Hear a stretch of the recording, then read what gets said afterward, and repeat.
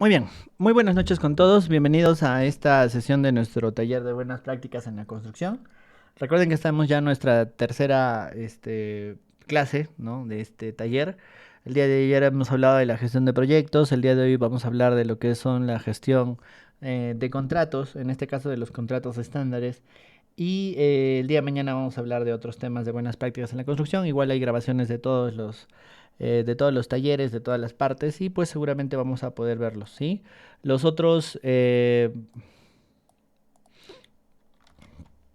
entonces lo que tenemos que entender es qué cosa es un contrato NEC, cómo lo vamos a utilizar, de dónde sale, cómo funciona, etcétera, etcétera, ¿sí? Entonces, empecemos. Recuerden que estoy muy atento a los comentarios, a las preguntas que tengan, tanto en en el chat de Zoom como en el chat de WhatsApp, donde ustedes deseen. ¿Listo?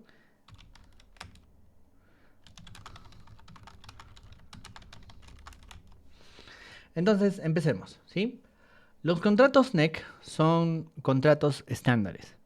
¿Qué significa un contrato estándar? Un contrato estándar que significa que hay un contrato predefinido, un contrato prescrito, un contrato que tiene un determinado, mm, un determinado esquema de trabajo que se va a respetar a lo largo de todo, eh, de los diferentes tipos de contratos que se pueden ir estableciendo. ¿Listo? Entonces, allí les estoy dejando la web de los contratos NEC, que se llama neccontract.com, ¿sí? Entonces, vamos a explorarlo un poquito, ¿no? Aquí donde dice Why Choose NEC, dice, ¿cómo puede NEC ayudar? La historia, por qué NEC es necesario, por qué los contratos NEC número 4, etcétera, etcétera, ¿sí? Les recomiendo ampliamente que se generen una cuenta, que busquen alinearse a todo esto. Entonces, en Sign In, ustedes pueden crear una contraseña. Yo ya tengo la mía, ¿sí? Si son nuevos usuarios, tienen que generar una contraseña por aquí. Y una vez que la tengan, pues eh, loguéense, ¿no?, en todo esto, ¿sí? Va a demorar un ratito. Aquí yo veo que está cargando. Y una vez que estén cargado, ustedes van a poder tener allí su login. Yo, por ejemplo, tengo el mío. Entren en MyNEC cuando ya puedan, cuando ya hayan creado eh, ya han creado todo esto, van a encontrar aquí la estructura donde se van a poder ustedes comprar contratos, tener una librería de los contratos que ustedes adquieran, y van a tener un hub de recursos, el contenido de aprendizaje y la ayuda de escritorio. Por ejemplo, yo les voy a mostrar el acceso a mi área de entrenamiento, donde está todo el tema de los entrenamientos en NEC, ¿no? Este era el logo anterior de NEC, ¿no? Y aquí está eh, el año desde que soy miembro desde el año 2021, ¿no? Y tengo algunos cursos que yo ya he llevado, ¿no? Dice Start o Continue one of your courses, ¿no? Yo entro allí y puedo ver los cursos que se tienen. Miren, hay un montonal de cursos. Antes había más encima. Pero igual hay un montonal de cursos para entender qué cosa es NEC, ¿sí? Yo, por ejemplo, he llevado dos o tres, si no me equivoco. Aquí están, ¿no? He llevado este que se llama Introducción al NEC 3, porque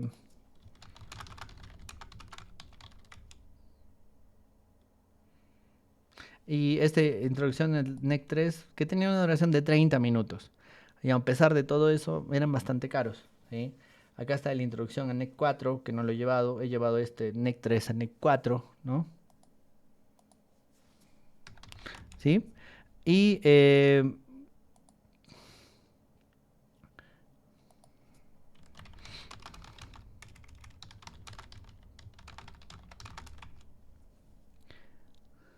Y lo que sucede es que ustedes van a tener aquí muchos cursos o muchos tipos de contratos que van a tener aquí, ¿no? Por ejemplo, yo llevé este curso de 3 horas, ¿no?, que se llamaba Introducción al Contrato SC, y no lo pude aprobar porque era bastante duro, bastante difícil, pero veamos cómo funcionaba, ¿sí? Introducción al SC, ¿no? Vamos a ver si puedo entrar. no me deja entrar. Vayamos a otro, ¿sí? Introducción al SC en NEC 3. Dice, Buy Now. Miren, para que vean cuánto cuesta, ¿sí? Ah, bueno, ya no existe el curso de NEC 3. De repente uno de los de NEC 4 seguramente sí van a aparecer. Introducción a NEC. A ver, dice Buy Now. A ver, vamos a ver si me deja entrar. Sí, ahora sí. Miren, este curso de introducción al SC, al NEC 4, miren cuánto cuesta. $643. Entonces, tal vez la primera restricción de todo esto, ¿sí? La primera restricción de todo esto es el costo. La capacitación de, como han visto ustedes, 3 horas, cuesta $643. A razón de $210, a razón de 800 soles la hora. Imagínense. Entonces son cursos carísimos, ¿no? Muy, muy caros de todo lo que ustedes ven y se dan en fechas específicas. Por ejemplo, la fecha del 2023, ¿no? En el Reino Unido está lleno, ¿sí? Por ejemplo, yo puedo irme a esta fecha de aquí y bueno, ahora ya la mayoría son virtuales, ¿no? Y se pueden hacer en estas horas. Y miren, cuesta $643 el curso de introducción, que tiene un costo de $643 y tiene un programa muy sencillo, ¿no? Overview, usando el SC y gestionando el contrato de los procesos del SC, ¿sí? Miren, así de caro es todo esto, ¿no? Así de caro es todo esto. Regresemos, ¿no? A la parte de equipo, ¿no? Para que no se depriman. Vamos a ver precisamente el esquema de la certificación, porque es lo que quiero explicarles. Miren, por aquí ustedes van a encontrar la certificación que se llama Project Management, Project Manager en SC, que es el Project Manager NEC 4. ¿Dónde está? Espérense, aquí está. La acreditación en Project Manager, la acreditación de Project Manager, ¿ya? Y miren, ese dura de 6 a 8 horas. Y miren este costo.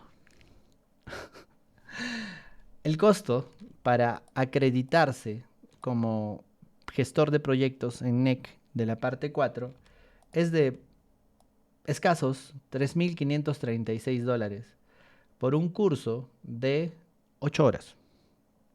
Saquemos la cuenta ya, porque es doloroso, ¿no? 3.536 entre 8 por 3.9 que está ahorita.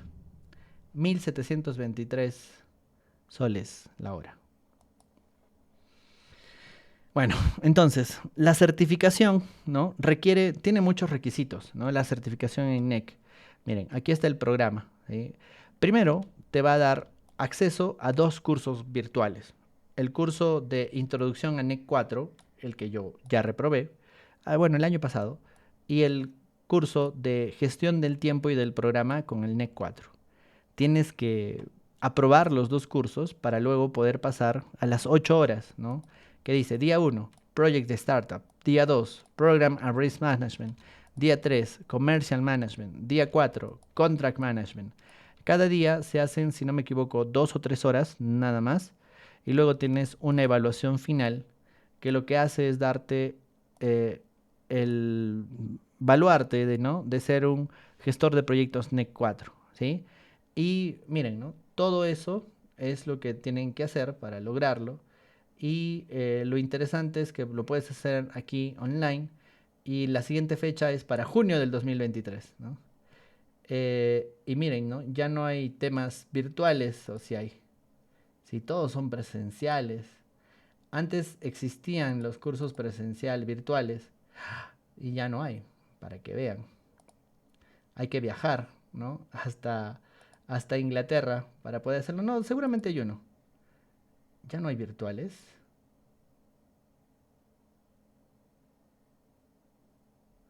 No, sí hay, espérense. Virtual Training, ahí está. Miren, el siguiente curso virtual está por aquí, ¿no? Del 16 de junio del 2023, ¿no? Para United Kingdom, el siguiente es del 17 de abril del 2023, pero para los hongkonenses, en el 16 de junio del 2023 se pueden tener estos 4 cursos en estos horarios, ¿no? Por $3.700 dolarachos. ¿Qué les parece? Carísimo, ¿cierto? Yo no conozco una clasificación o una certificación más cara de todo esto, ¿no? Pero bueno, entonces empecemos. Estaba mostrándoles mientras entraban todos para que podamos ir trabajando todo esto. ¿Listo? A ver, entonces, ¿qué cosa es un contrato NEC? ¿No? El contrato NEC es una buena práctica que se va a convertir o se puede convertir en un estándar para nuestra industria, ¿sí? Para la industria de la construcción. Los contratos NEC están dentro de un grupo que podríamos conocer como los contratos de colaboración. ¿Qué cosa es un contrato colaborativo?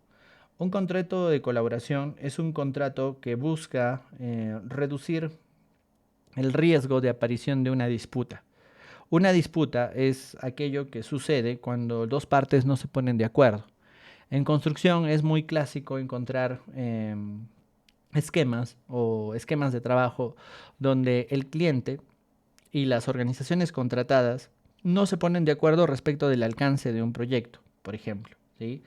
Entonces, los contratos tradicionales de construcción dirigidos por los abogados tienen un enfoque que busca eh, la penalización de las fallas, más no encuentra una forma para manejar, ¿no?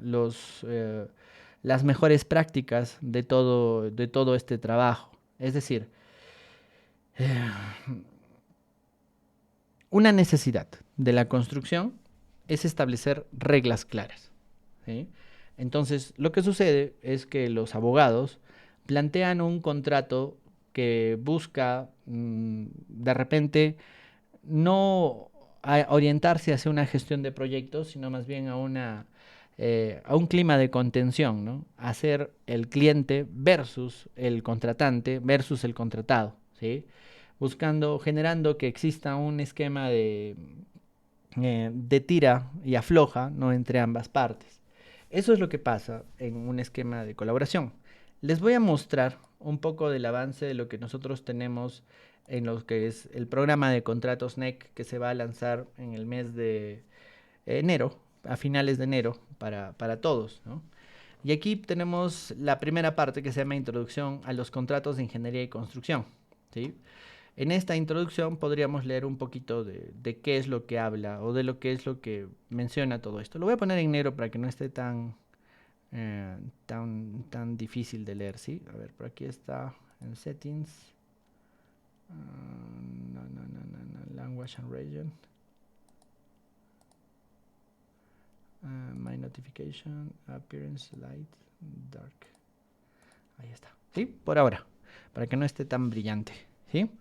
Miren, dice, en los años recientes los clientes de construcción se han tornado incrementalmente insatisfechos por la industria de la construcción, con la incrementada tasa de disputas y reclamos y la aparente inhabilidad de las formas de contrato tradicional de proveer certidumbre o certeza del costo del tiempo y la calidad.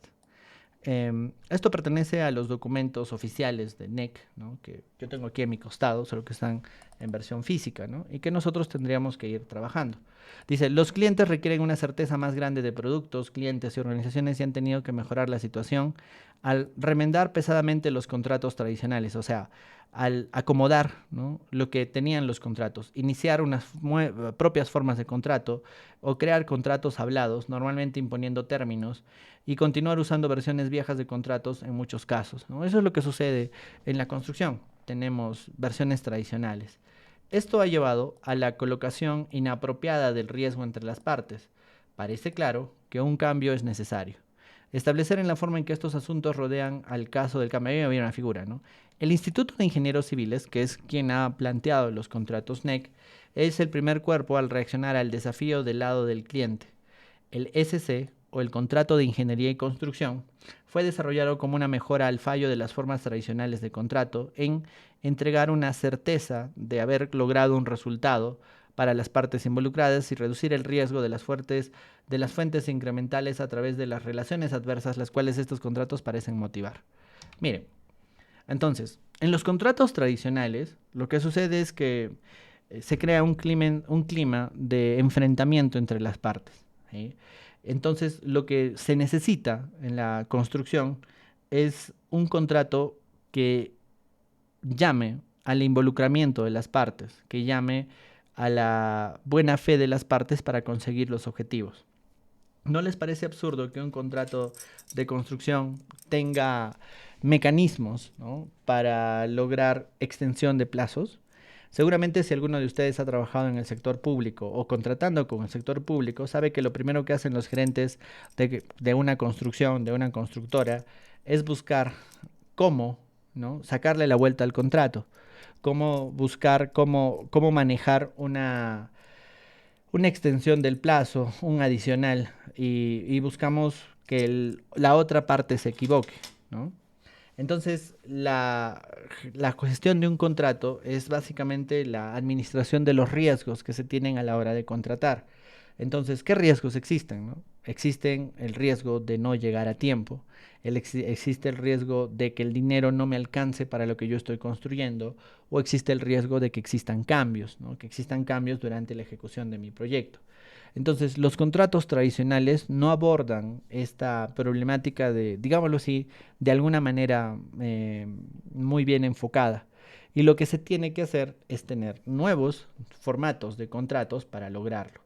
Entonces, ¿qué cosa es el SC, no? El SC es un documento de la familia de los contratos NEC, ¿no?, que fue planteado a partir del 1991, cuya primera edición fue lanzada en 1993. Imagínense, ¿no? No son contratos nuevos, sino que son contratos que tienen bastantes años y bastantes versiones, desde la versión número 1 hasta la versión número 4, vigente desde el año 2017. Es decir, tenemos NEC 1, NEC 2, NEC 3, NEC 4. NEC 1 y NEC 2 ya han pasado el desuso, mientras que NEC 3 sigue siendo utilizado por muchos esquemas tradicionales, pero el día de hoy el más vigente o el que tiene mayor durabilidad, ¿no?, es el NEC 4.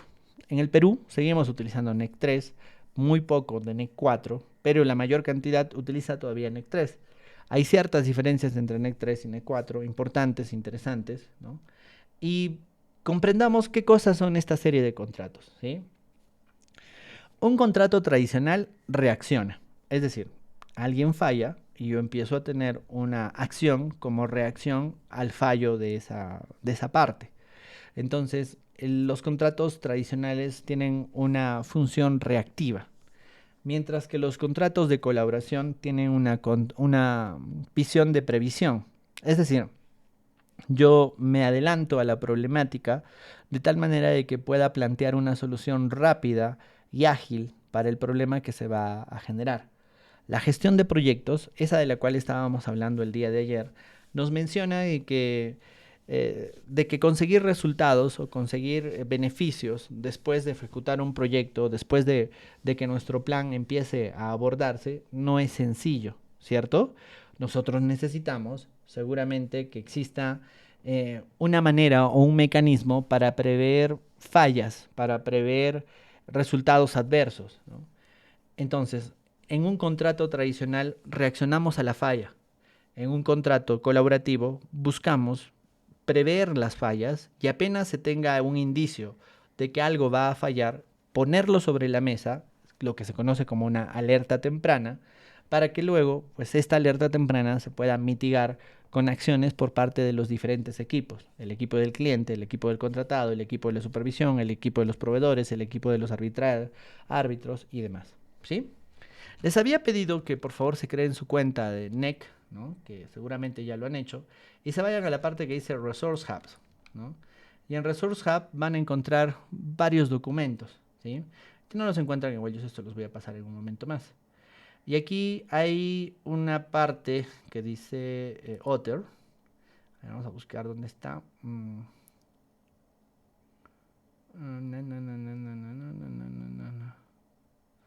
Aquí está, download. Voy a ponerlo aquí en mi taller de buenas prácticas. Aquí está. Se los paso, ¿sí? Para que lo tengan también. Aquí está. Ya está. Miren. Entonces, hay un documento básico, ¿sí?, que se llama Las estrategias de procura y de contratación. Cuando nosotros hablamos de etapas del proyecto, tenemos diferentes etapas, ¿no? Una de esas etapas es la procura. Otra de todas esas etapas es la contratación. La procura se refiere al planeamiento de la contratación. Entonces, este documento dice las estrategias para la procura y la contratación para lo que es el NEC 3. Pero si se dan cuenta, allí pueden ustedes encontrar un montonal de documentos sumamente útiles para, por ejemplo, utilizar NEC para contratos de diseño, construcción y operación, una comparación entre NEC y JCT, una comparación entre NEC y FIDIC, ¿no? Hay muchos documentos bien interesantes allí de manera gratuita, ¿no? Cuando ustedes tienen un proyecto, bueno, cuando ustedes tienen una cuenta. Entonces, vayámonos a mi documentito donde lo he dejado. Aquí está, ¿sí? Entonces, este documento nos empieza a hablar de qué cosa es NEC, ¿no? De cuáles son las opciones de NEC 3. Eh, Hay muchos temas bien interesantes que pueden ustedes leer. Lamentablemente todo está en inglés, ¿no? Dice, el NEC es una familia de contratos modernos que facilita la implementación de principios de gestión de proyectos sanos eh, que se definen con relaciones legales. La clave para el éxito del uso de NEC en los usuarios es adoptar una una transición cultural. El principal aspecto de esta transición es moverse de una toma de decisiones reactiva eh, a un enfoque de gestión, a una basada en la previsión, en foresight, en la previsión, motivando a crear un ambiente con una relación proactiva y colaborativa, ¿no? Dice, NEC ha madurado, ¿no?, de un contrato revolucionario en 1990, se ha cambiado en 1995, y NEC 3, que se planteó en los años 2000, tuvo varias décadas para ir trabajándolo, ¿no? Dice, NEC es una familia de contratos estándares, cada uno de los cuales tiene estas características. Estimula la buena gestión de las relaciones y puede ser usado en un amplio marco de situaciones comerciales, y es un documento claro y simple que usa el lenguaje y una estructura la cual permite su entendimiento claro y directo. Eso es de lo que se habla en NEC. ¿Sí? En NEC nosotros buscamos tener documentos que se comparen con otros documentos como los JCTs o los FIDIC para tener un lenguaje plano y estimular la buena gestión. Ese es el objetivo que se tiene a la hora de tener un contrato estándar, ¿no? Que tenga un plain language o un plain English, como le llaman en inglés, ¿no? Y ha seguido evolucionando y seguirá evolucionando. Seguramente en algún momento vamos a tener un NEC versión 5. Y estos contratos buscan una planificación, establecer relaciones legales. Les comento que el principio de establecer una buena gestión es definir a los responsables. ¿A qué me refiero con todo esto? Si yo quiero tener una buena relación entre las partes, ¿no?, de mi proyecto, lo primero que tengo que hacer es designar roles, ¿sí? Entonces los contratos NEC hablan del establecimiento de los roles y las relaciones legales que van a tener en un contrato. Se tiene que estimular la gestión de proyectos. Se dice que el contrato NEC es un contrato de gestión de proyectos. Es un contrato en el cual nosotros vamos a tener diferentes marcos de trabajo, donde, por ejemplo, existe uno que es el contrato de ingeniería y construcción, que es el contrato principal, el SC. O sea, los New Engineering Contract, los contratos modernos de ingeniería y construcción, tienen muchas variantes, ¿no? Como el contrato SC, como el subcontrato de ingeniería y construcción, como el contrato de términos de servicios, como el contrato de marco de trabajo, como el contrato de suministro. Existe toda una familia de contratos NEC que seguramente nosotros vamos a ir utilizando. Y hay ciertas características que deben de tener estos contratos, que tienen estos contratos, ¿no? Dice, cada procedimiento que se redacta en el contrato está diseñado para contribuir. Se debe de buscar tener el programa al día. Un programa es una matriz, ¿no? Donde se tienen los hitos, los montos y también las fechas en las cuales se debe haber conseguido el hito. Por ejemplo, ¿sí? En el programa de los Juegos Panamericanos, ustedes podrían haber visto, ¿no?, la fecha de entrega de las cimentaciones, la fecha de habilitación del primer piso, la fecha de entrega del expediente técnico. A tal fecha se debe haber pagado 800.000 soles, 200.000 soles, 3 millones de soles en la fecha 15 de marzo. Ese programa o cronograma valorizado de los hitos del proyecto es lo que se conoce como un programa. Y una de los principios, ¿no?, de este programa o de esta línea base no es que nosotros no lo movamos, sino que más bien se evalúe o existan procedimientos para evaluar los movimientos en el programa. Obviamente se debe de intentar a toda costa de que tengamos una entrega del proyecto en la fecha que el cliente la necesita, ¿no? Pero el programa requiere estar actualizado. Se plantean diferentes mecanismos, como ese que había mencionado de las alertas tempranas, y también lo que son los eventos compensables. ¿Qué son las alertas tempranas y qué son los eventos compensables, ¿no? Las alertas tempranas son una obligación. Cuando nosotros tenemos un contrato de colaboración, un contrato tipo NEC, es obligatorio que las partes involucradas tengan una serie de reuniones mensuales, semanales o extraordinarias en las cuales se haga una revisión de las posibilidades de falla para nuestro programa. Nuestro objetivo es tener el programa al día, pero lo que va a ocasionar que nuestro programa no esté al día es que existan eventos o esa incertidumbre, esos eventos que pasan alrededor, ¿no?, y que nosotros tenemos que ir manejando o mejorando, ¿sí? Lo que sucede es que, producto de estas alertas tempranas, pueden desarrollarse eventos compensables. Un evento compensable es aquel que, debido a su impacto, puede generar una modificación en tiempo y una modificación en costo del programa a favor, ¿no?, de lo que sería el contratista. Y también, ¿no?, de repente existen eventos compensables que hacen que el cliente gane un monto de dinero, un seguro o un tiempo, ¿sí? Se debe de exponer en los contratos los motivos de las decisiones y se debe de realizar una asignación del riesgo a la medida. Eso es estimular la gestión. Además, se debe tener un lenguaje plano, donde debemos de tener un lenguaje con una amplia gama de situaciones comerciales para poder hacerlo de verdad aplicable a cualquier situación comercial. Recuerden que los contratos, ¿no?, se establecen para lograr generar un activo nuevo, o sea, para lograr que aparezca un edificio o una obra de infraestructura. Pero en general son situaciones comerciales y las situaciones comerciales pueden ser muy variadas. Entonces los contratos NEC están diseñados para ser aplicables a múltiples cantidades de situaciones y en múltiples cantidades de aspectos o formas, ¿no? Los contratos NEC son documentos claros y simples, donde se establece una clara división de los roles, se tiene un lenguaje ordinario, se reducen las frases legales al mínimo, se tiene un uso mínimo de frases subjetivas como justo, razonable, y se tiene una estructura amigable con el usuario, ¿sí? Son ciertas características que tienen este tipo de contratos. Y de versión en versión hay variantes. La versión número 3 de los NEC tenían 12 tipos de contratos, mientras que la versión número 4 tienen 15 versiones de contratos. Y todos estos contratos tienen acrónimos en inglés respecto de lo que se habla en inglés.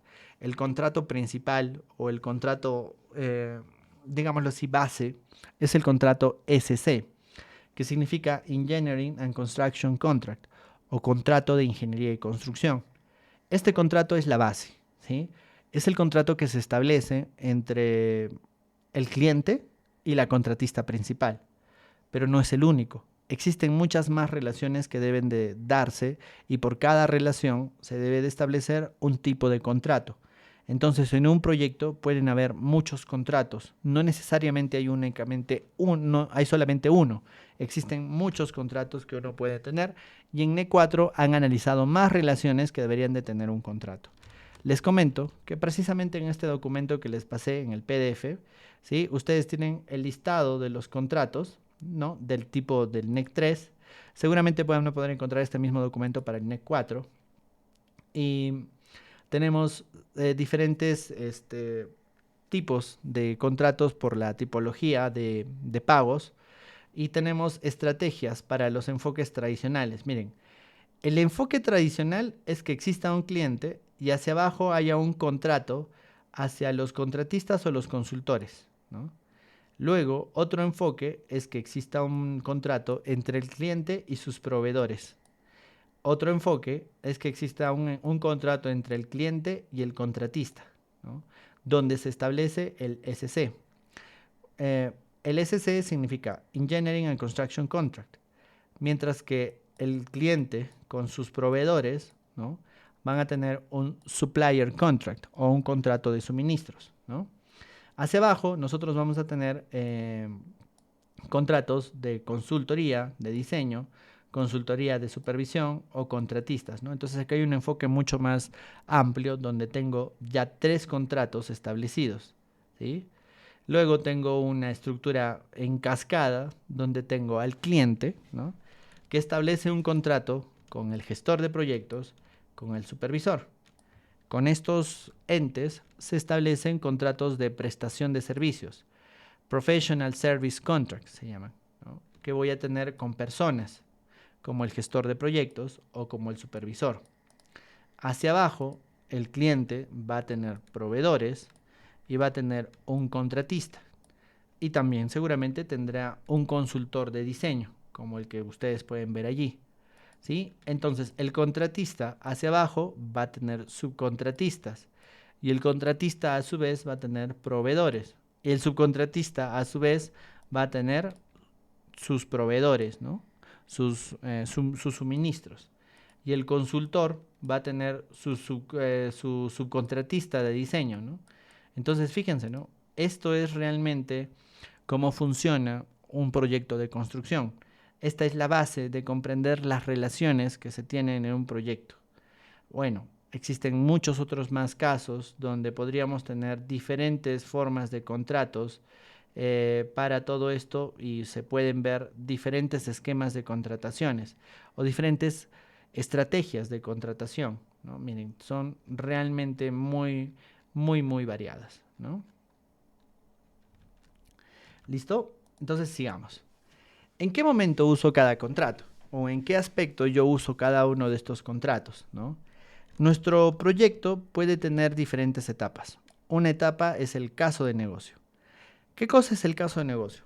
El business case es la etapa en la cual nuestro proyecto se puede plantear como una idea formal, una idea justificada, una idea con un pequeño presupuesto, una idea que se presenta como una opción junto a otras opciones, ¿sí? O sea, cuando estoy formulando y evaluando mi proyecto.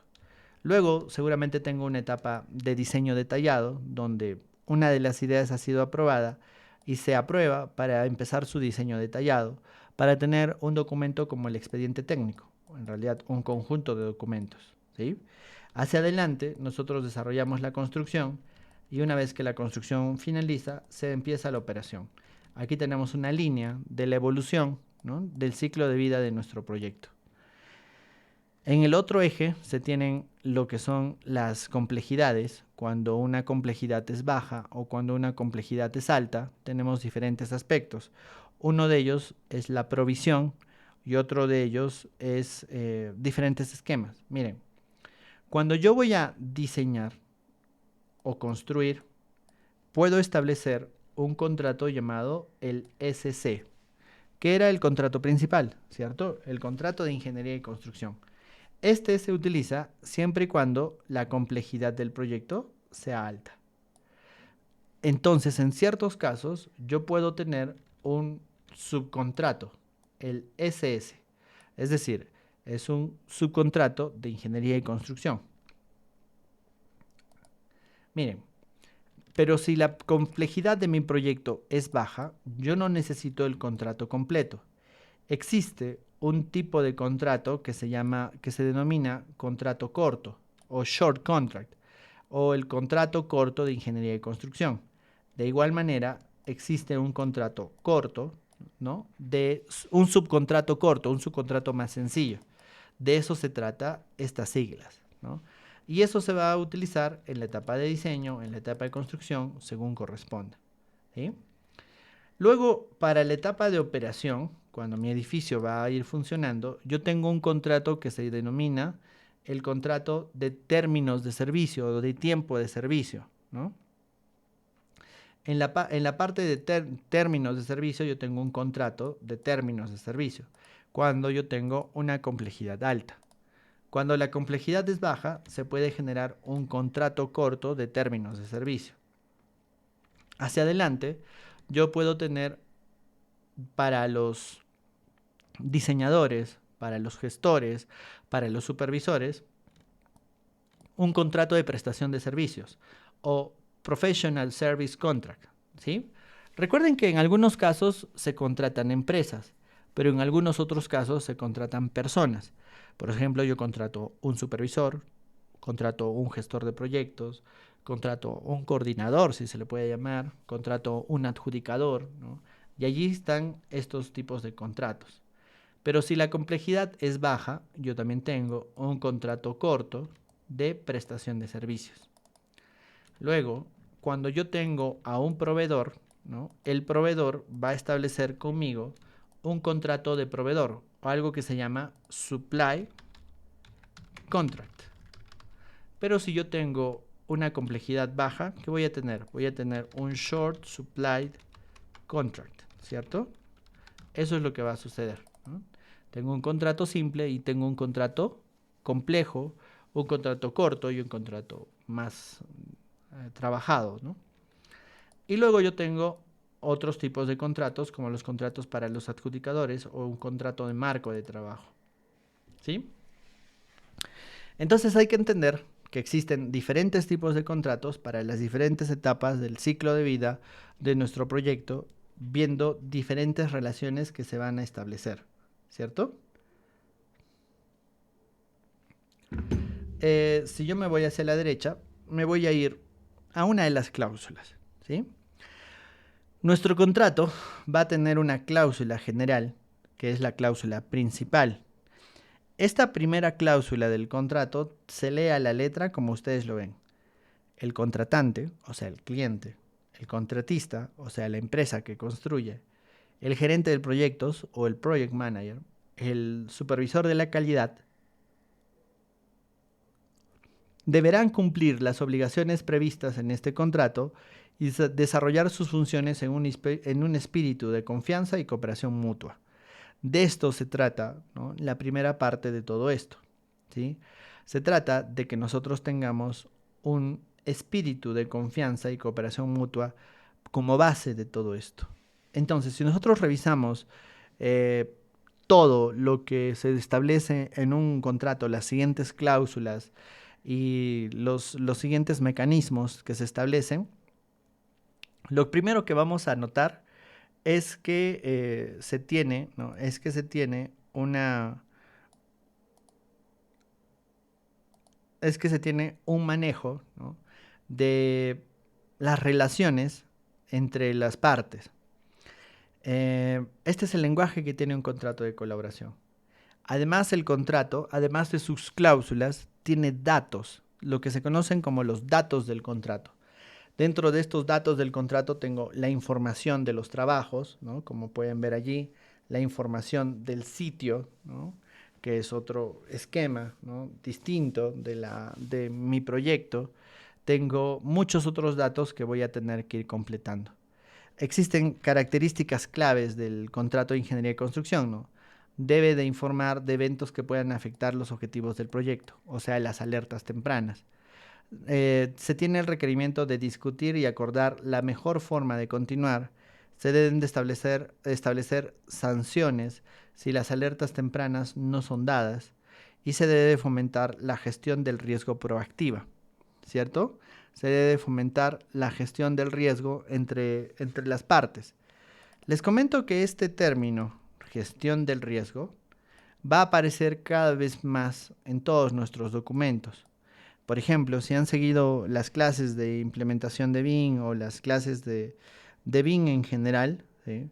Se habrán dado cuenta que poco a poco la gestión de riesgos se ha metido en, dentro de los requisitos. ¿Qué cosa es la gestión de riesgos? La gestión de riesgos es un término muy sencillo y muy interesante para todo este trabajo, ¿no? Es empezar a enumerar las cosas que pueden cambiar los resultados de mi proyecto. Entonces, esa gestión del riesgo tiene que ser realizada por las diferentes partes y estas diferentes partes tienen que eh, ayudarnos de manera colaborativa a prever los problemas de nuestra obra, ¿no? Y luego dice, hablarse unos a otros es algo bueno. Esas son las características claves que tiene nuestro contrato de ingeniería y construcción. Luego hablamos del programa. El programa se trata de requerimientos claros y objetivos para un programa detallado con la declaración de los recursos. Significa, yo voy a tener diferentes hitos en mi proyecto, diferentes etapas, en los cuales yo voy a establecer claramente qué quiero en esta etapa, qué quiero en esta etapa, qué necesito en esta etapa para poder dar la aprobación y continuar con el proyecto. Se necesita que este programa tenga actualizaciones generales o regulares, ¿no?, en nuestro proyecto. Entonces, cuando uno habla de gestión de contratos NEC, está hablando de la gestión del programa, de la gestión de los tiempos, ¿sí? Entonces, de esta manera se provee herramientas para gestionar el proyecto y notificar el efecto de cualquier problema o retraso. Recuerdan que uno de los términos claves de los contratos NEC es que nosotros podamos gestionar el programa generando alertas tempranas, generando eventos compensables y todo lo que se requiera. Así que definitivamente necesitamos mecanismos para esta gestión. Me voy a regresar a Notion, ¿sí? Y en Notion ustedes van a darse cuenta, ¿no?, de que tenemos diferentes convenciones, conceptos, las estructuras de un contrato, terminologías que se utilizan o no se utilizan, pero en la parte general ustedes van a ver que una de las partes que tiene un contrato de colaboración es el control del tiempo y también lo que son los eventos compensables o las disputas o el cronograma de componentes de costos, ¿no?, y cómo vamos a ir completando los datos del contrato o los procedimientos para el pago en el SC, ¿no? Estos son los contenidos que va a tener el programa completo de contratos NEC, ¿no?, donde no solamente vamos a hablar de una introducción, sino que más bien vamos a profundizar muchísimo en todos los eh, aspectos que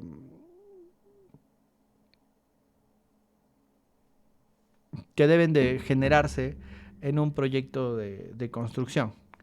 Creo yo que esta parte de aquí es la clave para entender los contratos, ¿no? La estructura de roles. El rol principal es el cliente. Es de donde parte todo esto. Un cliente tiene una idea y tiene una inversión. Este, este inversionista, este cliente, establece una relación principal con el contratista, con el contractor. Y este contractor tiene un contrato con el cliente que es el SC o el contrato principal. A su vez, el empleador o el cliente va a establecer contratos con el gestor de proyectos. Para ello establece un contrato de previsión de servicios. Establece un contrato con el diseñador, también un contrato de provisión de servicios, y establece contratos con los supervisores. Es decir, cuando establecemos contratos con personas o con profesionales, en este caso, que tienen un determinado rol, establecemos un contrato que se conoce como el contrato de prestación de servicios, ¿no? A la derecha, nosotros vamos a tener contratos con los adjudicadores, ¿no? Los adjudicadores son un método de resolución de disputas. Ahorita vamos a ver que los métodos W son los métodos de resolución de disputas. El método número 2 implica la contratación de adjudicadores o personas, consejeros, con mucha experiencia que van a proponer soluciones para puntos en los cuales el empleador, el contratista, el gestor de proyectos, el diseñador o el supervisor no están de acuerdo. Es decir, cuando se genera una disputa. Entonces, existen mecanismos para la resolución de disputas. Hacia abajo, el contratista puede establecer contratos con los subcontratistas o con sus proveedores. También puede darse el caso que el empleador tenga sus propios o el cliente tenga sus propios proveedores, ¿no? De esta manera nosotros podemos entender cómo funciona un contrato, o bueno, la familia de contratos, o cómo funciona NEC en general. ¿Listo? No sé si tienen alguna pregunta hasta este punto, por favor. ¿Alguna pregunta? Ingeniero, buenas noches. Adelante, Una consulta. adelante, Carlos. En el punto anterior usted mencionó que los contratos se van construyendo o complementando. O sea, ¿quiere decir que no están definidos desde un inicio? Esa partecita, por favor. Ah, en realidad, lo que... Ah, ya. Tal vez te estabas refiriendo a cuando mencioné a estos, ¿no? A los datos del contrato, ¿ya? Las cláusulas del contrato son las partes primordiales, centrales, ¿no? Estas cláusulas son estándares, ¿sí? Es decir, son iguales o muy, muy similares, ¿no? Claro que hay partes que se van a ir construyendo, ¿sí? Pero en la parte, digámoslo así, en la parte posterior del contrato, como a manera de anexos, uno va a tener que complementarlo con datos del contrato, que son información de los trabajos o work information, información de los sitios o información de las obras también que se tienen, ¿no? Entonces son datos complementarios a las cláusulas. No sé, de repente es eso a lo que yo hacía referencia hace un momento, ¿sí? Porque los contratos propiamente tienen cláusulas prediseñadas, pero no todas sus cláusulas. Hay algunas cláusulas que son, digámoslo así, elegibles. Yo puedo ir eligiendo estas cláusulas o puedo ir descartándolas. ¿Listo? ¿Alguna otra pregunta que tengan, por favor?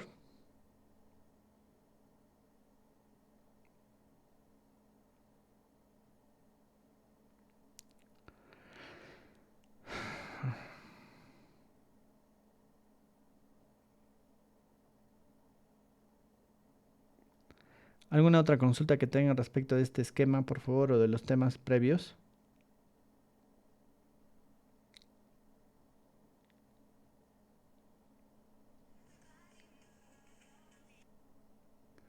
Sigamos. Listo. Entonces, podríamos revisar rápidamente la diferencia o los parangones entre NEC 3 y NEC 4. ¿Sí? En NEC 3, ¿no? Bueno, la historia de NEC o la línea de tiempo de NEC empieza por 1986, como algunos ya les había mencionado en alguna otra lección, en algún otro tema. ¿Sí? Existe algo llamado el reporte LATAM. El reporte LATAM, que les estoy pasando en este momento, a ver, por aquí debe de estar, ¿no? Este reporte LATAM es un informe solicitado por la corona inglesa a un equipo, al equipo de Sir Michael LATAM, ¿no? Para lo que es una revisión, ¿no? De lo que son los arreglos de procura, o sea, planeamiento de los contratos y los contratos en la industria de la construcción del Reino Unido. El reporte final fue entregado en 1994.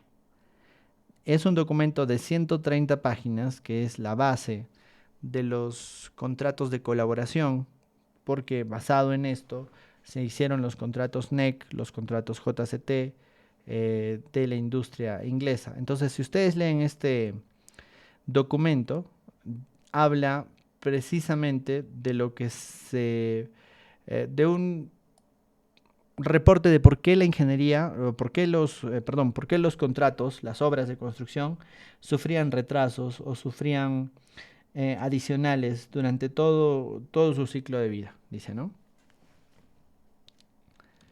Miren, empieza así, ¿no? Los reportes previos en la industria de la construcción se han implementado incompletamente o y los problemas persisten. La oportunidad existe y no debería de ser evitada, ¿no? La implementación comienza con los clientes. El Departamento del Ambiente debe ser designado por los ministros como un departamento al final para la implementación de cualquier recomendación de este reporte, ¿no? Entonces, este es un reporte que hizo un ingeniero, Sir Michael Latham, hacia la corona inglesa para eh, mejorar las relaciones contractuales entre el Estado, entre el gobierno y las empresas de construcción, ¿sí? Y entonces empieza a hablar de todos los problemas, de toda la problemática. Eso es lo que sucedió en los años 1986 a 1994. Entonces, como respuesta a todo esto, lo que se generó fue el bocetado o el comienzo del diagramado de, de todos estos, de todos estos esquemas, ¿no? Desde el año 1986 hasta el año del 86 al 94, ¿no? Es entonces donde todo esto se va a ir generando. Luego, en el NEC 3, que se planteó en el año 2005, pasó algo muy interesante, ¿no? El gobierno británico empezó a utilizar NEC 3 para el sector público. En el año 2006, Hong Kong empezó a utilizar NEC 3. Podríamos decir que en el Perú, en el año 2017, o sea, 11 años después, empezamos a utilizar NEC 3. Ahorita ya es un uso estandarizado. Y si ustedes ven las páginas web de los contratos NEC en Inglaterra, van a encontrar los casos del Perú y van a encontrar cómo NEC se utilizó en los Panamericanos, van a encontrar cómo NEC se está utilizando en reconstrucción con cambios, como un caso de éxito, ¿no?, de la implementación de este tipo de contratos en el mundo, ¿no? Y como pueden darse cuenta, muchos años más tarde, el NEC versión 4 ha sido publicado, ¿no?, en el año 2017. Es decir, hay una evolución clara y larga de todo esto. Entonces, existen una nueva versión de contratos, que son los NEC 4, donde miren, se le añade una opción BIM, se le añade una opción de diseño de contratos, ¿no?, una opción en la que el contratista haga el diseño, un involucramiento temprano de las partes, una junta de resolución de disputas, ¿no?, que es un método para evitar las disputas, eh, un costo de todo el ciclo de vida. Existen nuevos contratos y existen nuevas guías para estos nuevos contratos. O sea, NEC 4 ha implementado 5 nuevos tipos de contratos para las nuevas relaciones que se plantean. Y existe una opción, que es la opción X10, con la cual vamos a darle soporte a todo esto. A ver, les comento un poquito respecto de la opción del uso de BIM y respecto de la relación, sobre todo, del uso de BIM con otros estándares como precisamente la PMO, por ejemplo. Dice, NEC BIM and the ISO Protocol. Voy a descargar este de aquí, ¿sí? Esperemos un ratito que descargue. Ya está, ya descargó. En el año 2014 o 15, ¿no?, se empezaron a mostrar las relaciones necesarias entre lo que es los contratos NEC, BIM y el protocolo de la ISO. Aquí ustedes pueden ver al, eh, al líder de los contratos NEC en Mott McDonald's, ¿no?, que es un servicio de consultoría internacional, ¿sí? Entonces, y aquí tenemos a la otra persona, lo que habla es de las bases de BIM, del protocolo y demás, ¿no? Dice, la base real de una... miren, existen diferentes tipos de reportes en los cuales hablan de las barreras del uso de BIM en los términos legales, ¿no? Dice, todavía estamos trabajando en el 2018, necesitamos hacer más en la interfaz del contrato con el tema BIM. existen diferentes dimensiones. Esto es producto de los ingleses, fíjense, ¿no? Ahí tenemos diferentes dimensiones y todavía no las hemos abordado, dice, ¿no? Pero los niveles no son usados en las nuevas ISOs. Y eso es cierto, ¿no? Las ISOs no tienen los niveles. Necesitamos nuevas reglas para la comunicación y en el 2018 justamente salió el protocolo de gestión de la información, ¿no? Se generaron protocolos para la ISO 19650 parte 2 en el año 2020, ¿sí? Y se generó una hoja de ruta, ¿no? Respecto de las normas que el sector de la construcción estaba estableciendo para gestionar la información. Entonces, el protocolo de la ISO sale más o menos por allí, ¿no? En el 2019. Los ingleses tenían documentos como son los British Standard y se ha evolucionado, ¿no? Del esquema de la izquierda al esquema de la derecha en lo que es la madurez, pero todo esto al final tiene que aterrizarse en un contrato, ¿no? Es muy interesante porque nosotros de repente en estas épocas en el Perú nosotros seguíamos modelando, ¿cierto? Seguíamos nosotros trabajando con modelos y nada más. Y lo que sucedió fue que aquí, ¿no? El esquema de las normas internacionales, ¿no? O el esquema de los ingleses empieza a tener muy claro las partes involucradas y empieza a establecer los contratos que deben de ser generados para establecer una relación con los modelos que se van a generar. Es decir, quiere decir que a la vez que nosotros tenemos un estándar para la gestión de la información o para la generación de modelos, debemos de vincularlo con los contratos de construcción o los contratos de diseño o los contratos en general que se establecen entre las partes para lograr incluir términos que los utilicen, ¿no? Porque si no, de muy poco o de nada va a servirlo. Entonces, como resultado de ese estudio, bueno, en realidad ya desde antes, en el 2017, NEC 4 ya había establecido una opción para lo que es el modelado. Miren, ¿no? Esta norma del 2017 habla de modelado de la información. Y dice, es una opción secundaria y provee cláusulas adicionales para soportar la gestión de la información de los requisitos del modelo y lidia con los asuntos o los temas o la problemática del modelo de información y la propiedad, o sea, quién es propietario de la información y las responsabilidades de las partes. ¿Qué quiere decir todo esto, no? La ISO 19650 recién apareció en el 2018. Pero antes de ello, los ingleses ya tenían claro los esquemas de gestión de la información. Es más, ya le llamaban gestión de la información. Entonces, los contratos que se desarrollaban en paralelo ya también empezaron a tener cláusulas para ello. Hace rato alguien preguntó en el otro curso, ¿no? Oye, ¿cuál es la relación que existe entre NEC y BIM, ¿no? ¿Cómo nosotros los vamos a poder mezclar? Eh, BIM es un requisito. O sea, cuando yo tenga un proyecto de construcción, yo necesito hacer BIM, ¿no? En la etapa de diseño y utilizar el expediente técnico BIM en la construcción. Eso tiene que estar esclarecido, tiene que estar incluido en mis contratos, ¿cierto? Nada más. Eso es de lo que se trata y la opción X10 hace eso. Tenemos una opción X15 que habla de las opciones de contrato. Tenemos una opción W3 que habla de la Junta de Resolución de Disputas. No sé si saben, pero en el Perú existen las juntas de resoluciones de disputa para los proyectos con más de 20 millones de soles involucrados. Muchos de los proyectos superan ese monto y tienen que pagarle obligatoriamente a una junta de resolución de disputas por cada mes que trabajan, ¿no? Y el objetivo de la junta de resolución de disputas es emitir recomendaciones para evitar disputas. De manera clásica, en los contratos clásicos, la solución a las disputas es un litigio legal que puede tardar años y hasta en algunos casos exagerados, décadas, ¿no?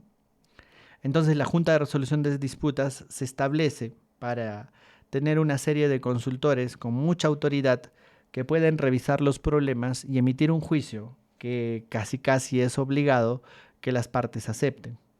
Pero obviamente si alguna de las partes no quiere aceptar el juicio de la Dispute Avoidance Board o el DAP o la Junta de Resolución de Disputas, lo que pueden hacer ellos es ir hacia otros términos. Les comento que los abogados están aún muy involucrados con este tema, pero si los contratos NEC los administra un gestor de proyectos, la Junta de Resolución de Disputas está integrada por constructores, por expertos en construcción, por expertos en diseño. Y por ejemplo en el Perú, solamente algunos centros de arbitraje permiten que los abogados pertenezcan a la Junta de Resolución de Disputas. Por ejemplo, el Centro de Capacitación de Árbitros o de Arbitrajes o de Adjudicadores principal es del Colegio de Ingenieros del Perú. El Colegio de Ingenieros solo permite ingenieros y arquitectos dentro de la Junta de Resolución de Disputas y a los abogados no les permite ingresar porque dice que no pueden ayudar a resolver problemas. Hay un mecanismo o hay algunas reglas internacionales de las juntas de resolución de disputas, porque hay un instituto de junta de resolución de disputas, y en el cual se recomienda que por lo menos una de las personas sea un abogado, pero también puede darse el caso de que ninguna de las personas sea un abogado. Miren, les hemos quitado a los abogados el contrato y les hemos quitado los mecanismos de resolución de disputas, aunque todavía existen los adjudicadores, el litigio, la junta de expertos, y la Junta de Resolución de Disputas. Entonces, para el negocio de la construcción, los abogados con contratos estándares cada vez van a tener menos trabajo y se abren nuevas oportunidades para nosotros como administradores de contrato. ¿Qué les parece? No sé si les parece interesante, pero lo es. Es muy, muy interesante. ¿Listo? Tenemos allí, por ejemplo, propuestas de contratos y dice, ¿no? NEC 4 es la mejora a través de la colaboración. NEC 4 responde a la demanda de los usuarios para la mejora continua. ¿Sí? Por último, lo que vamos a hacer es revisar la estructura de un contrato de colaboración. La estructura de un contrato de colaboración es como lo ven aquí, ¿no? Tenemos cláusulas principales, ¿no? Las cláusulas principales son las cláusulas del 1 al 9, o en realidad del 10 al 90. Luego tenemos 6 opciones de pago. Estas 6 opciones de pago son distintas, son variadas para lo que es los tipos de pagos que se pueden revisar. Ahorita las vamos a ver. Luego tenemos las cláusulas W, que son las cláusulas para la resolución de disputas. Tenemos las cláusulas X, que son opciones secundarias, o sea, opciones que puedo tomar o no puedo tomar. Las opciones Y, que son opciones específicas de cada región. En ese caso, por ejemplo, teníamos las opciones del Reino Unido y seguramente en algún momento tendremos opciones regionales del Perú, ¿no? Y las últimas son las opciones Z, o condiciones adicionales que uno puede generar, ¿no?, a medida. Entonces, las cláusulas del contrato, la parte delantera del contrato, está establecida con este formato. Las cláusulas del 10 al 90 tienen generalidades, obligaciones del contratista, plazos, gestión de la calidad, condiciones de pago, eventos compensables, títulos, riesgos, extinción y resolución. ¿Qué quiere decir? La primera parte, o sea, la parte inicial, tienen los términos casi como los tradicionales, con muchas diferencias, ¿sí? Ya les he dicho que lo que busca un contrato de colaboración es que todos empujen el mismo barco desde la misma dirección. Y para eso las cláusulas generales establecen o buscan establecer un clima de colaboración. Pero las demás cláusulas pues empiezan a buscar términos específicos y en algunos casos eventos extraordinarios, o sea, eventos distintos a los tradicionales, como los eventos compensables. Y luego, por ejemplo, como siempre de manera tradicional, tener una extinción o resolución o ya no colocar nada más que cómo puedo salirme de este contrato, ¿no? Entonces son cláusulas generales, son las cláusulas que se estudian, que se establecen, pero que ya están establecidas en cada uno de los contratos. Es decir, cada contrato ya tiene esto prearmado, o sea, lo tiene preescrito, ¿no? Las opciones de pago vienen de la A hasta la F. Y tenemos un contrato por cronograma de actividades, un contrato de precios por factura de cantidades, un contrato de objetivos con el cronograma de actividades, un contrato de objetivo con la factura de las cantidades, un contrato de reembolso de gastos y un contrato gestionado. Entonces existen diferentes opciones que dependen de la forma en la que el cliente y el contratista van a administrar los riesgos. No todos los proyectos tienen la misma administración de riesgos, o sea, no todos, imagínense, ¿no? Cuando el cliente paga por a mano alzada, o sea, por todo el costo en general, ¿quién asume el riesgo? El que asume el riesgo es el contratista. Al contrario, ¿no? Si el, si el cliente establece un contrato en el cual va a pagar por metro cuadrado, por metro lineal, por metro cúbico, el contratista que va a tener el verdadero dominio, ¿no?, de los metros cuadrados, metros cúbicos, metros lineales establecidos, pues simplemente va a cobrar lo que se ejecute correctamente, ¿cierto? Entonces el riesgo se traslada hacia el cliente. Entonces estas opciones de la A a la F pues significan solamente de qué manera voy a tener el riesgo de que los precios o de lo que los costos de mi proyecto salgan bien o salgan mal. Son 6 opciones totalmente interesantes, difíciles, complicadas que debemos de ir estudiando cuando se establezca un contrato, ¿no? Y hablemos de la importancia de los contratos de colaboración para terminar. En nuestro país, en el Perú, ¿no?, donde somos todos, o bueno, casi la mayoría, eh, existieron juegos panamericanos y parapanamericanos en el año 2019 que utilizaron este tipo de contratos, ¿no?, los contratos NEC. Y ellos mismos definieron y presentaron su avance respecto de NEC 3, ¿no?, con la opción F, si no me equivoco. Dice, es un sistema formalizado por el Instituto de Ingenieros Civiles que guía la escritura de documentos de proyectos de ingeniería civil y construcción. Define legalmente las responsabilidades y las obligaciones del cliente y del contratista. Es útil para la gestión de proyectos efectiva y proactiva y un contrato que incluye más que obligaciones y pasivos, promueve el trabajo en equipo, fija responsabilidades, establece compromisos, es flexible, claro y simple y establece un enfoque consistente en una amplia variedad de aplicaciones. O sea, los contratos NEC están diseñados para abarcar una gran cantidad de casos. No solamente están diseñados para un tipo de proyectos, no están diseñados para edificaciones, no están diseñados solamente para puentes, ¿no?, sino para diferentes etapas y para diferentes tipos de proyectos. O sea, son un contrato genérico, un contrato donde una empresa pide y otra empresa construye y otra empresa diseña y otra empresa provee de materiales. Entonces, hay muchos casos que va a satisfacer correctamente. Y si no los satisface, pues tenemos cláusula Z, ¿no?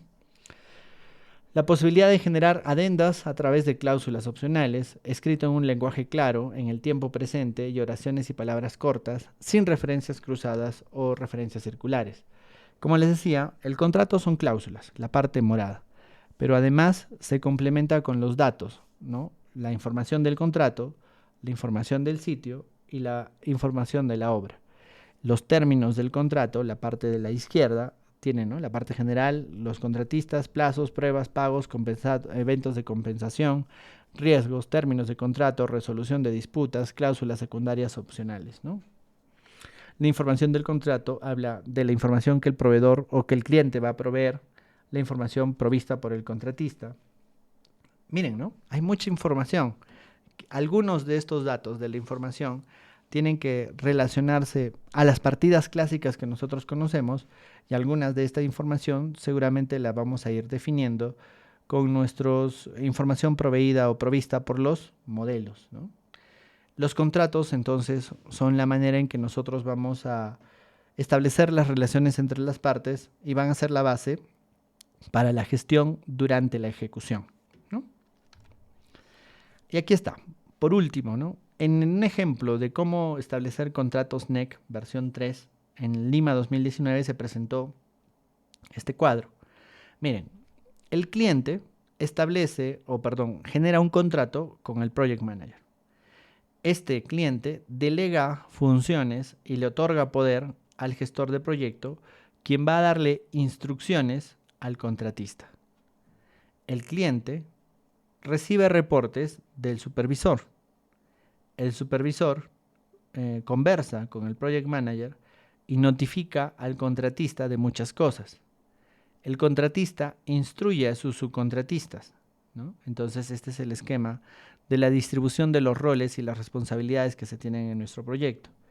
Hacia la izquierda, ustedes pueden darse cuenta de que tenemos eh, al cliente, ¿qué debe de permitir el cliente? Debe de permitir el acceso al sitio, tomar posesión de parte del sitio, pagar los costos certificados, obtiene seguros por los riesgos del cliente y puede culminar el contrato. Eso es lo que hace el cliente. El Project Manager gestiona el contrato y para ello requiere autoridad que el cliente le va a dar. Puede cambiar los trabajos de obra e instruye al contratista. Miren. Luego, acepta la subordinación del contratista, no cambia la responsabilidad del contratista. Miren, en un proyecto siempre va a haber contratistas y estos contratistas van a tener subcontratistas, ¿cierto? Pero que exista un subcontratista no hace de que las responsabilidades del contrato se trasladen a esta persona o a esta empresa, sino que el contratista asume la responsabilidad de todos los trabajos. Además, ¿no?, el contratista ejecuta los trabajos y de acuerdo a lo que es la información de la obra, y el contratista debe ejecutar la obra y entregarla antes de la fecha de finalización de la obra. Dentro de los documentos, dentro de los términos, existen fecha de finalización de obra, fecha de inicio de obra, existen un montón de términos clave. Se contrata a subcontratistas, pero tiene responsabilidad por los trabajos de la obra. ¿Y qué hace el supervisor? El supervisor supervisa que la obra se construya de acuerdo al contrato y es responsable de emitir el certificado de defectos. El certificado de defectos es otra cosa sumamente interesante en todo este tema y hay muchas cosas más que entender. Realmente es un mundo de cosas. En el año 2019, el Plan Nacional para la Competitividad establecía en una de sus medidas políticas la habilitación de modelos contractuales modernos que se han ido generando desde el año 2019. Pero en el año 2025, o sea, en 2 años más, se va a realizar una revisión del impacto del uso de estas nuevas opciones contractuales y les apuesto lo que quieran, que después del 2025 estos contratos simplemente se van a convertir en contratos estándar, ¿no? Entonces, en el Plan Nacional de la Infraestructura ustedes pueden encontrar los mecanismos que se van a ir utilizando, tanto el BIM como la Oficina de Gestión de Proyectos, como los contratos modernos de ingeniería y construcción, ¿sí?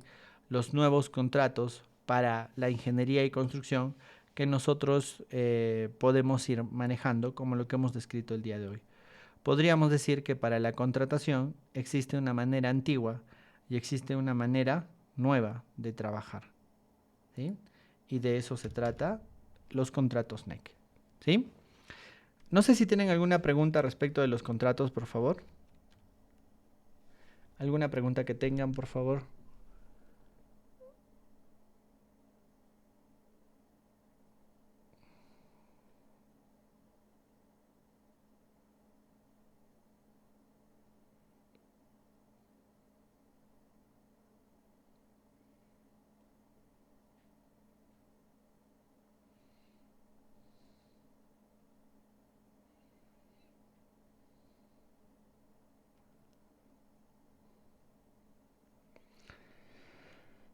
En resumen, los contratos NEC son nuevas formas de contratar que vienen totalmente estudiadas y demarcadas por los ingleses que se han dedicado a, a describir muy bien este esquema de lo que son los contratos, ¿sí? Y seguramente nosotros vamos a ayudar a que funcionen, comprendiendo la gestión, comprendiendo los modelos, comprendiendo las normas nacionales y las normas internacionales, y existe una nueva manera de gestionar contratos. Esto poco a poco se va a volver estándar. Es decir, en poco tiempo, bueno, algunos años, ¿no?, los proyectos públicos, todos, van a tener contratos NEC dentro de la etapa de ejecución. Así que pueden ustedes identificar una nueva forma de trabajo que nos puede involucrar a los constructores, ¿no? Lo que son los contratos modernos de ingeniería y construcción. Miguel dice, ¿no? BIM va a funcionar solamente si tenemos este tipo de contratos. Ahora sí me quedó claro. Eh, la innovación necesita contratos ágiles. Y este tema es precisamente un contrato ágil, ¿no? Muchas gracias, Miguel. Tiene usted mucha razón. Ingeniero, una consulta. Usted dice que el futuro es los contratos NEC y probablemente se estandaricen. ¿Y se eliminaría la actual ley de contrataciones del Estado? ¿Se modificaría o habría una mezcla entre ambas? Es que la ley de contrataciones del Estado es una ley de procura, no es una ley de contrataciones. Es que, ¿cómo les puedo decir, no? La procura es la etapa que está para que existe para la planificación de quiénes son contratados. O sea, básicamente la ley de contrataciones estatales es la ley de cómo elijo a mis proveedores, ¿sí? Que es la parte en la que se centra. Luego hace en el reglamento de la ley de contrataciones estatales muchos términos que no tienen mucho que ver con la construcción, sino más bien con la administración pública. Entonces, a mi parecer, la nueva ley de contrataciones estatales que ya se está trabajando se va a complementar con el uso de la gestión de contratos NEC, que van a hablar de los términos técnicos, mientras que la parte administrativa también se va a hablar dentro de los contratos NEC. Les comento que en los países como el nuestro, donde tenemos una constitución liberal, los contratos pasan a ser una ley establecida entre las dos partes, ¿no? No sé si han escuchado esas noticias, ¿no? Donde se tiene que el contrato es una ley que el derecho civil y el derecho penal respeta, ¿sí? Eso es producto de nuestra constitución del año 93. Y por eso es que los contratos NEC tienen esa premisa, ¿no? Todas estas reglas, todas estas cláusulas, todo lo que estoy haciendo son ley entre tú y yo. Si tú y yo estamos de acuerdo y tú y yo lo firmamos, pues el contrato prima sobre las normas externas que no tengan que ver con lo mío, ¿no? Entonces, literal, el contrato NEC va a sobreescribir lo que exista en la ley de contrataciones estatales y la ley de contrataciones estatales se va a convertir en un reglamento de procura, ya no de contrataciones. ¿Sí? Bueno, para mí, a mi parecer, eso es lo que va a suceder. Pero dense cuenta de que los contratos NEC están principalmente establecidos para la ejecución, pero la operación, pero el planeamiento multianual de inversiones, o sea, la previsión anual, son cosas que la ley de contrataciones estatales debe de hacer para el sector público, ¿no? ¿Listo? Pero sí, hay un buen impacto, hay un gran impacto entre ley de contrataciones estatales y contratos NEC. No me pidan que prediga el futuro, todavía no lo sé hacer. Lo que sé es que es muy probable que esto se estandarice y para lograr su estandarización se tiene que modificar el marco normativo existente. Pero dense cuenta, ¿no? Si el BIM ha podido modificar el marco normativo actual, ¿ustedes creen que los contratos NEC no lo vayan a poder hacer? Yo estoy casi seguro de que sí. Y es más, hasta más rápido. Listo. ¿Alguna otra pregunta que tengan, por favor?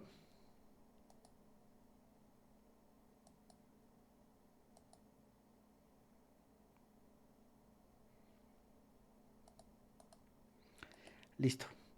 Me queda recordarles que el día de mañana vamos a hablar del tema de los digital twins, de más temas de estandarización y la sostenibilidad. Así que por favor no se lo pierdan. Mañana vamos a estar a partir de las 8 de la noche también. ¿Listo? Muchas gracias y que tengan muy buenas noches. Hasta el día de mañana.